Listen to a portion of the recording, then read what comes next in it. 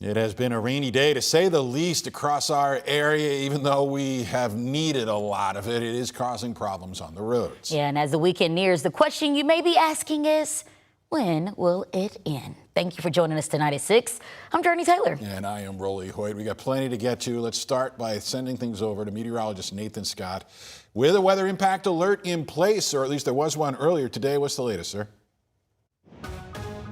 Rolling Jurnee, we've been contending with some gully washers out there that have added to the flooding concerns, and we did have some flash flooding across parts of central Arkansas. The heaviest rain right now is now moving out of Pulaski County. I'm going to look at radar coming up just 1 second, but that weather impact alert, we're going to continue to hang on to it just because there's still potential in East Arkansas of some flash flooding concerns. Some locations could see 1 to 3 additional inches of rainfall, so make sure you stay alert and don't drive through any floodwaters. But here's the pipeline. The rain train continued to build its way from southeast Arkansas into north Arkansas. Here is the latest with the high resolution radar, and there's still plenty of heavy rain in parts of the region. Look at the 24-hour rainfall estimates now, according to radar. Easily a solid area of 3, 4, 5, 6 inches of rain right through central Arkansas into north central Arkansas, especially around Van Buren County and also on the border of Searcy County and Stone County, where they saw over 6 inches of rain. Now we got the heavy rain making its way through Stone County, Cleburne County, also Independence County. Here in Pulaski County, the heaviest rain has now shifted into Lonoke County. And I think that's going to be the trend for the heaviest rain to march its way off to the east. And then the rain starts to wind down. So here in central Arkansas, I think we'll still have a steady rain, heavy at times, probably until about 7, maybe 8 o'clock. And then things will start to wind down as the real batch of heavy rain marches its way into northeast Tennessee. Northeast Arkansas, that will still have the potential of some flooding concerns. Tomorrow, highs into the low to mid 80s. Yes, there's still potential of scattered showers and storms. I'll let you know who has the best chance and if this wet weather will continue into the weekend coming up. All right, Nathan, that'll be welcome news for folks up in the River Valley. They've been dealing with these flash flood conditions since last night. Dangerous conditions, in fact, in parts of Russellville. Yeah, THV 11's Tanya Brodezicki has been up in Pope County and joins us live with the latest as the rain, it doesn't look like it's coming down anymore, which is good, right, Tanya?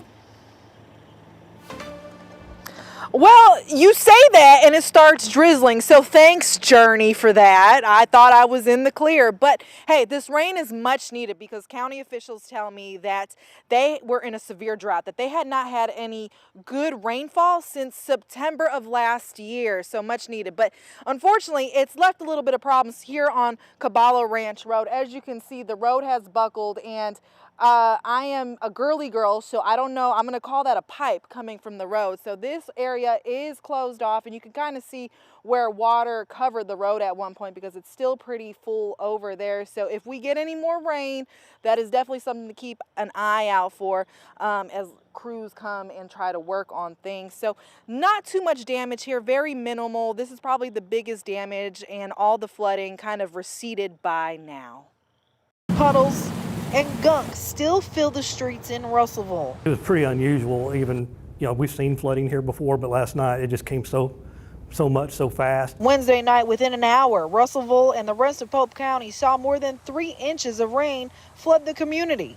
Some odd places in town that we've, just so much water came in. There were some odd places in town that we've not really experienced flooding that were flooding.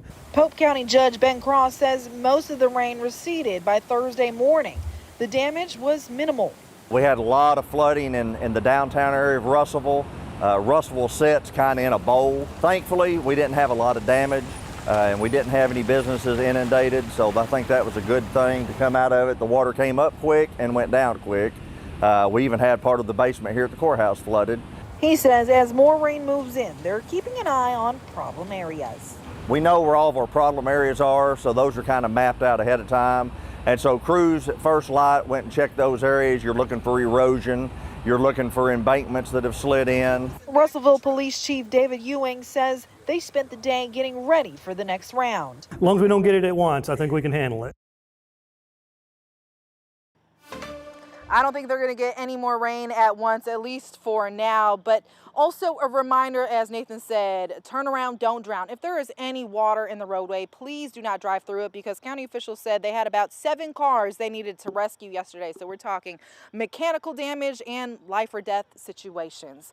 Live in Pope County, Tanya Motor-Zitsky, THV 11 News. All right, Tanya, sorry for the jinx, but one person who's definitely hoping that we can jinx the rain away is Tyler Cass. He joins us live from Oklahoma City. Yeah, Tyler, how's it going out there? We're just a few hours away from first pitch, correct? That's right, Jurnee and Rolly. And look, first pitch not till 8:30 tonight between Arkansas and Nebraska. So the last thing we need is any weather to push that back. Yeah, sunshine, spotty clouds out here in Oklahoma City. They're already through the first 2 games at the Women's College World Series. 8 teams remain alive in the country playing here in Oklahoma City. And 4 of those teams wear the color red. So a whole lot of red, but a lot of it is Arkansas Razorback red, as the fans have made the trip to support their team in the program's first visit to Devon Park. This is my first year as an Arkansas fan. With them here, I think we got them in the championship. Wood Pig. I grew up playing baseball, but I 100% love watching softball. I've watched it every year back, since it started getting big on ESPN. And I've always wanted to come, and Michael started talking about it about a month ago, and he said, let's just go. So as the Arkansas softball program has really built itself into a national power under Courtney Deifel, so too has that fan base built up. Bogle Park used to be you could get in free at any point and there was no one out on the berm. Now it's packed out every single weekend, and even more that could fit in it 3, 4, 5 times over have made the trip along with the team here to Oklahoma City. I'll be back in just a few minutes to keep breaking down this game. For now, though, live from Devon Park, Tyler Cass, THV 11 Sports. Guys. All right, Tyler, thank you. Well, we have a big update on the data center debate here in Pulaski County. Just days after the Quorum Court seemingly passed a temporary 12-month moratorium that will pause future projects, the county clerk says she made a mistake. And that means the temporary ban is actually not in effect. Clerk Terry Hollingsworth, who acts as the secretary during those meetings, well, videos of the vote indicate that she recorded one vote as supporting the measure when the justice of the peace in that vote actually voted present. And since emergency ordinances like the data center proposal require at least 10 yes votes to pass, that present vote dropped it below that threshold. Let's go to Saline County now, where a committee met just a few hours ago to discuss animal control in the area. They're specifically looking at an ordinance that's been around for about 16 years. Yeah, county leaders want to use it to crack down on stray and dangerous dogs while exploring a ban on certain so-called aggressive breeds. They also want to make it a crime to let dogs roam free in unincorporated areas. This all comes after 13-year-old Michaela Fortner died while trying to feed and care for a group of dogs on a neighbor's property about 1 year ago.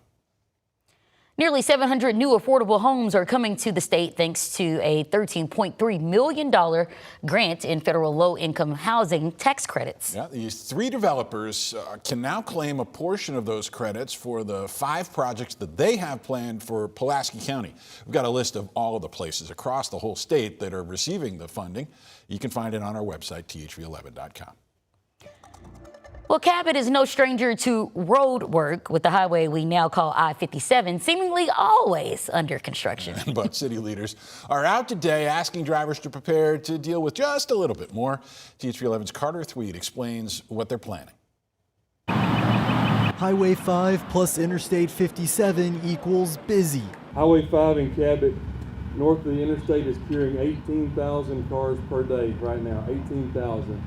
South of the interstate, 21,000 cars per day. That's why ARDOT is revamping the interchange between the two, creating what's known as a SPUI. Single point urban interchange. This animation from ARDOT shows what it looks like, all traffic moving through a single point, reducing the amount of lights and congestion. We have seen the congestion. House Speaker Brian Evans lives in Cabot. This is going to improve safety, it's going to improve our flow of traffic, but it's also going to be a great economic boost for us as an investment in our people and our businesses. It's what made Thursday's groundbreaking an exciting one, the start of progress, but also hopefully of patience, says Cabot's mayor. Progress can be painful, but the pain will go away and be replaced with joy and ease. Just bear with us for 2 years. I beg you. 2 years till this project is done in mid to late 2028, and the construction you've been seeing should be done sooner than that. The project on Interstate 57 that spans Highway 5 to Highway 89, it should be complete middle of next year. My business is right off exit 19, and so for them to come and sit down with me, talk about traffic flow, how it's going to impact businesses, both the positive and the negative, how it's going to help with our traffic flow, I was very encouraged that they reached out to local stakeholders and involved us in those conversations. In Cabot, Carter Thweet, THV 11 News. All right, Carter, thank you. Hey, don't go anywhere. Still to come here at 6. We are going to return up to Oklahoma City. We'll get more on the softball and the Razorbacks baseball team as well. The threat of heavy rain and potential flash flooding continues to be a concern for parts of the state as we go into the evening through the overnight hours. We have that flood watch in effect for north central Arkansas all the way until Friday morning. I'm going to have a live look at radar and talk about rain chances extending into the weekend, but also very steamy conditions coming up.